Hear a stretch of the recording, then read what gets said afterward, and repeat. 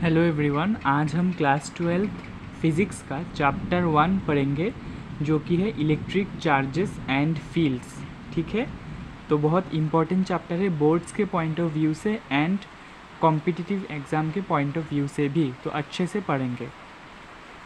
तो हमें सबसे पहले एनसीईआरटी का लाइन बाय लाइन समझना होगा, उसके बाद हम नोट्स देखेंगे।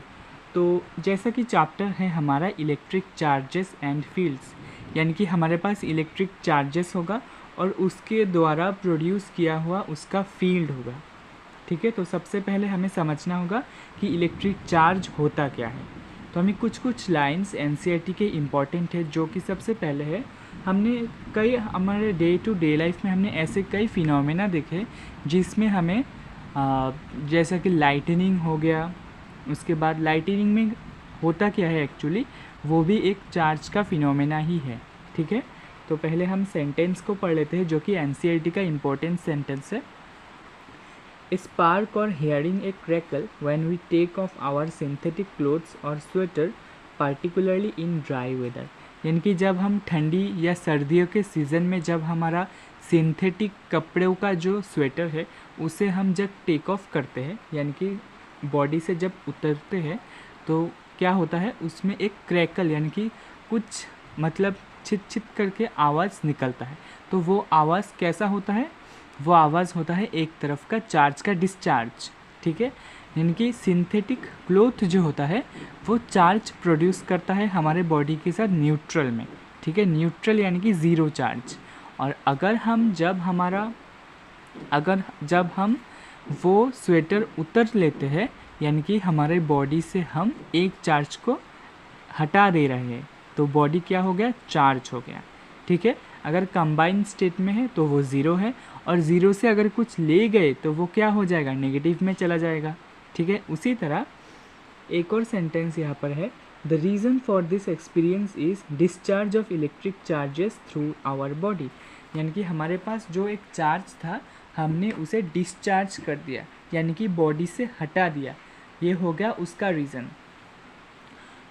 Electrostatic deals with the study of forces, fields and potentials arising from static charges.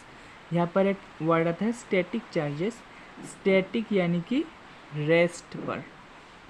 ठीक है, स्टैटिक यानी कि मूव नहीं कर रहा है, वो मतलब कि स्टेशनरी फेज में है। ठीक है, रुका हुआ है, ऐसे चार्ज के द्वारा प्रोड्यूस किया हुआ फोर्स, यानी कि वो चार्ज कैसा फोर्स प्रोड्यूस कर रहा है, कैसा फील्ड प्रोड्यूस कर रहा है, कैसा पोटेंशियल प्रोड्यूस कर रहा है।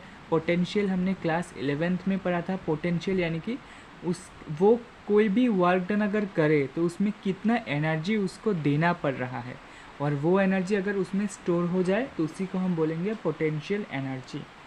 ठीक है, और ये किसके वजह से होगा, static charges. Mark the word static charges. ठीक है, तो सबसे पहले सेंटेंस में हम चलते हैं जो कि है इलेक्ट्रिक चार्ज।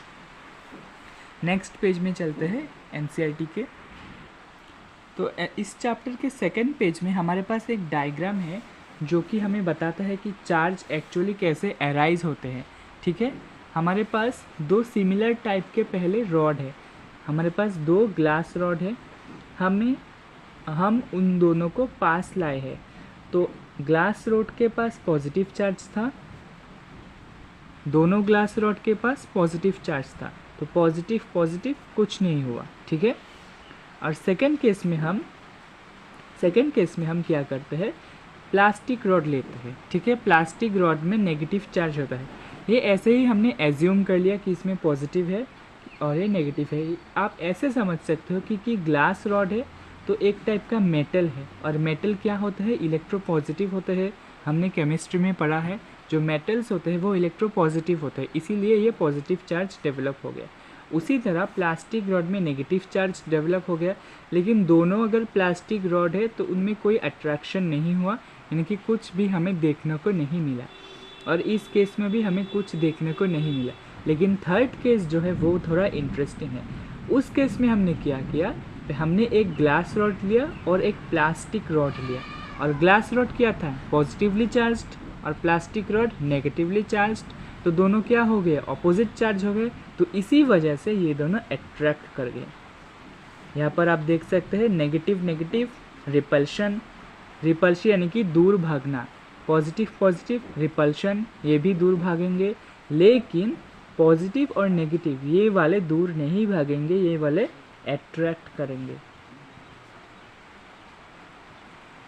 अट्रैक्शन। ठीक है, यानी कि opposite charges attract each other. यहाँ पर भी लिखा है लाइक चार्जेस रिपेल, यानी कि सेम सेम अगर चार्ज हो प्लस पॉजिटिव पॉजिटिव चार्ज भी रिपेल करेंगे, यानी कि एक दूसरे से दूर भागेंगे, और नेगेटिव नेगेटिव चार्ज भी रिपेल करेंगे, यानी कि एक दूसरे से दूर भागेंगे।